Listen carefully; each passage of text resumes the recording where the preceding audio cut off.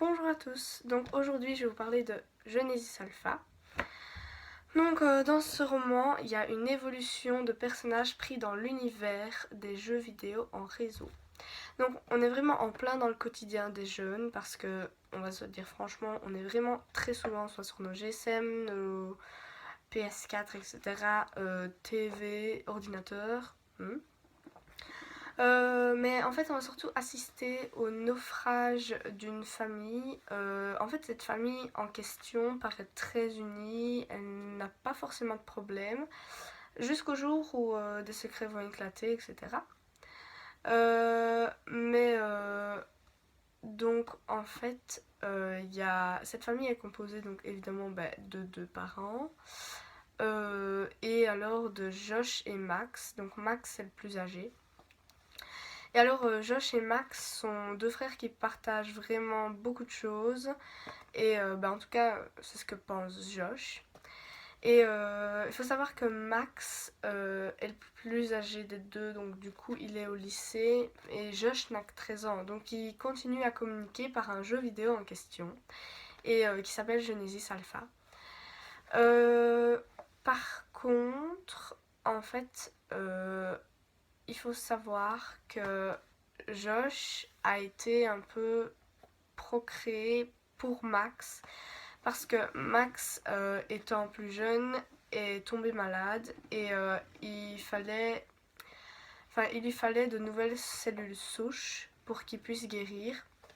Et évidemment, il fallait qu'elles soient compatibles. Donc, la maman a essayé de refaire un enfant. Et il fallait évidemment passer des tests, voir voir si c'était compatible ou pas.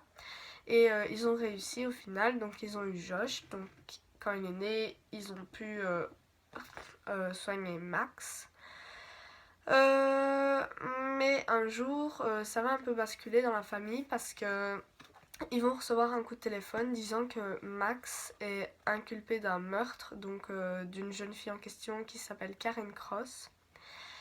Et pour Josh, c'est impossible de penser à un seul moment que son frère ait pu tuer quelqu'un. Parce qu'il dit lui-même, on ne peut pas vivre avec quelqu'un, grandir avec lui et ne pas s'apercevoir qu'il est devenu mauvais.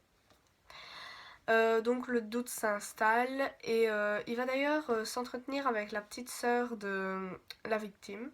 Donc elle s'appelle Rachel Cross. Et celle-ci, elle va vraiment bousculer ses certitudes et il va vraiment se rendre compte que son frère, au final, n'est pas vraiment comme il le pense. Et voilà. Donc, je trouve que ce roman est assez bien rythmé, qu'il y a vraiment un suspense constant. Et le roman est vraiment fluide.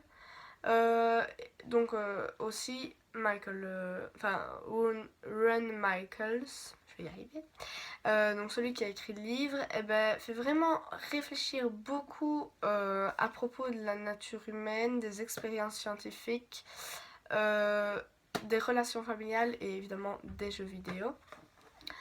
Donc je vais vous lire un passage de l'histoire que je trouve assez significatif parce que Josh va vraiment assez bien réfléchir et va ressentir des choses anormales.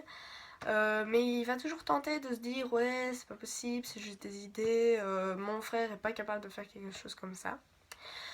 Mais donc dans ce passage, je préviens, ça se passe dans le parloir à la prison. Donc il y a juste Josh face à son frère. Voilà. Qu'en penses-tu, Josh? Est-ce que j'ai pris ton âme en même temps que tes cellules souches? Il sourit et soudain, j'ai peur. Les murs de la prison déforment tout. Il me regarde d'un air bizarre. Ma poitrine se serre. J'en oublie que c'est Max, mon frère. Ce n'est que Max. Sa voix me semble soudain plus forte, comme si elle venait de toutes les directions à la fois. C'est sûrement l'effet sinistre de cette horrible pièce. Après tout, tu n'as été créé que pour moi, ajoute-t-il. Max me déteste. Cette évidence me met KO. Je suis tout étourdi, comme si j'avais reçu un coup sur la tête. Je me demande ce qui s'est passé et pourquoi, qui je suis et ce que je fais là. Mon frère me hait. Pourquoi? Et puis son regard change. Il pianote sur la table d'un air fatigué et déprimé. Il n'est plus si effrayant. Je plaisantais, dit-il dans un soupir. Excuse-moi, quand tu es enfermé jour et nuit, tout un tas de trucs idiots te passent par la tête. Je me suis fait des idées. Ça doit être ça, je me suis imaginé des choses. La sueur coule le long de mon dos. J'ai du mal à respirer et je me concentre sur le tic-tac de la pendule derrière moi. Et pourtant, je ne veux pas me retourner pour voir l'heure. Je ne veux pas me tourner le dos à Max. Je n'ose pas lui tourner le dos. Pourquoi ?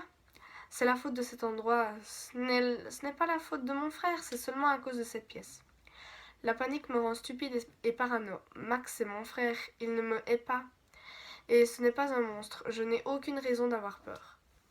C'est ce que je me dis, mais je n'arrive toujours pas à me retourner pour regarder la pendule.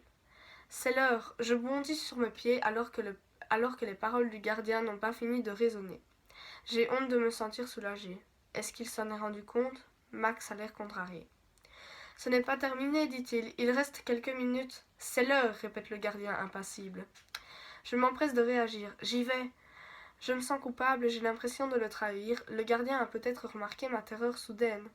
C'est peut-être pour ça que la visite se termine plus tôt que prévu. Hé, reviens vite ! Max me sourit et sa bouche se relève plus d'un côté que de l'autre. Ce sourire-là m'est familier, je le connais depuis longtemps. La porte s'ouvre sur la liberté et l'étau autour de ma poitrine se desserre, juste assez pour que je lui rende son sourire sans avoir à ouvrir la bouche. C'est mon frère, c'est Max. Je suis sûre que je me fais des idées. Donc voilà. Est-ce que Josh se fait vraiment des idées ou est-ce qu'il ressent peut-être... Enfin, est-ce que ce qu'il ressent est vraiment la vérité ? Je vous le laisse découvrir et voilà. Donc merci d'avoir regardé et bonne journée.